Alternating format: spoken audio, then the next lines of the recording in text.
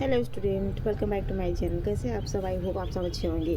आइए प्लांट्स के बारे में जानते हैं। प्लांट्स के कितने पार्ट्स होते हैं उसके बारे में जानते हैं। बेसिकली अगर देखा जाएगा तो आपको 12th में भी पढ़ने को मिलेगा, सेक्स रिप्रोडक्शन, फ्लावरिंग और क्लास 10th के बच्चों में भी ये देखने को मिलता है क्या कि प्लांट्स क्या होते हैं, उनके पार्ट्स कौन कौन से हैं। देखो बच्चों, सबसे पहले देखा जाए तो प्लांट्स में क्या होता है, रूट होता है। क्या होता है? रूट। तो ये जो ज़मीन के नीचे जो पार्ट है, मिट्टी के नीचे वाला जो हिस्सा होता है वो हमारा रूट होता है, और जो ज़मीन के ऊपर वाला जो पूरा आपको हिस्सा दिखाई दे रहा है इसे हम सूट के नाम से जानते हैं। तो सूट में क्या आती है, आपके फ्लावर्स आते हैं, आपकी पत्तियां आती हैं जिसे लिप्स कहते हैं, आपकी शाखाएं आती हैं जिसे हम ब्रांचेस के नाम से जाना जाता है।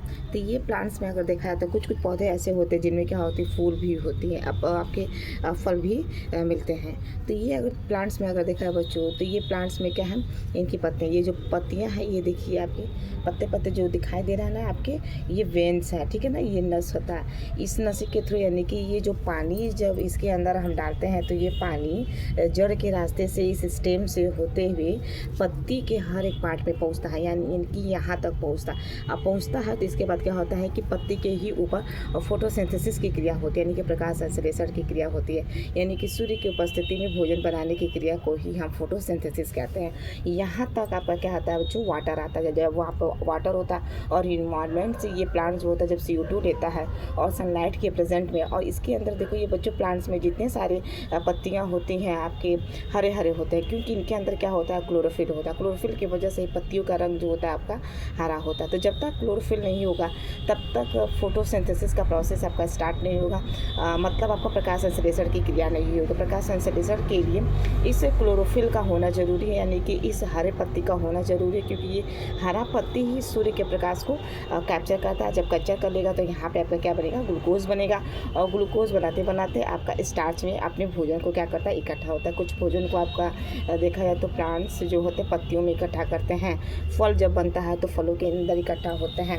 यहाँ तक कि अगर देखा जाए ये जो आपके तने दिख रहे हैं, इन तनों के अंदर जो होता है आपका भोजन जो होता है आपका इकट्ठा होता है। यहाँ आप अगर ध्यान से देखें तो ये जो आपको प्लांट्स में ये जो जगह जगह पे ये दिखाई दे रहा है, ये तना का ये नोड होता है। क्या होता है बच्चों, ये नोड है। देखो यहाँ पे ये देखिए, फिर यहाँ पे देखिए ये दिख रहा है ना, और फिर यहाँ पे जगह जगह पर आपको क्या दिखाई दे रहा है, ये नोड है। नोड और नोड के बीच की जो जगह होता है इसे हम इंटरनोड कहते हैं, और यहीं पे ये एक्सिलरी बॉड होता है।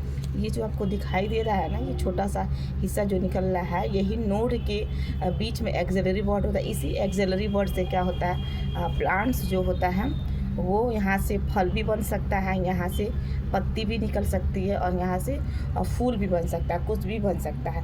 तो पत्ती कैसे पहचान में आती है कि ये पत्ती है, क्योंकि जब पत्ती के नोड से एक नई पत्ती निकलती है एक्सिलरी बॉड से, ये एक्सिलरी हिस्सा, इसी एक्सिलरी हिस्से से एक्सिलरी बॉड, और एक्सिलरी बॉड से ये जब लीफ निकलता है तो इसे हम पत्ती कहते हैं, ठीक है ना। तो ये आपको देखो, ये तना की पहचान यही है कि ये जगह जगह पे क्या होते हैं, नोड होता है। आपने गन्ना को खाया होगा ना, तो गन्ने में भी ऐसे क्या होती है, जगह जगह पे नोड मिलते हैं, और इन्हीं जगह जो नोड वाली जो जगह होती है, इन्हीं जगह से हम गन्ने को क्या करते हैं, काट देते हैं, और काटने के बाद ज़मीन में नीचे सीधा उसको धंसा देते हैं, ठीक है। और आने वाले समय में क्या होता है, गन्ने से नया गन्ना का आपकी प्राप्ति होती है। तो यहाँ पे देखो, यहाँ भी आप देख सकते, देखो ध्यान से अगर देखें तो यहाँ पे देखिए आपका ये जो नोड है ना, इसी नोड से क्या हो रही है, ये एक्सिलरी बॉड है। एक्सिलरी बॉड से आपका यहाँ पे नए नए ब्रांचेस निकलेंगे, या फ्लावर्स भी निकल सकते हैं, और आपका यहाँ से फल की प्राप्ति भी हो सकती है, ठीक है। तो ये रहा हमारा कुछ बेसिक इंट्रोडक्शन फ्लावर के बारे में। तो ये जो बेसिकली आपको फ्लावर दिख रहा है, ये सदाबहार होता है। सदाबहार का मतलब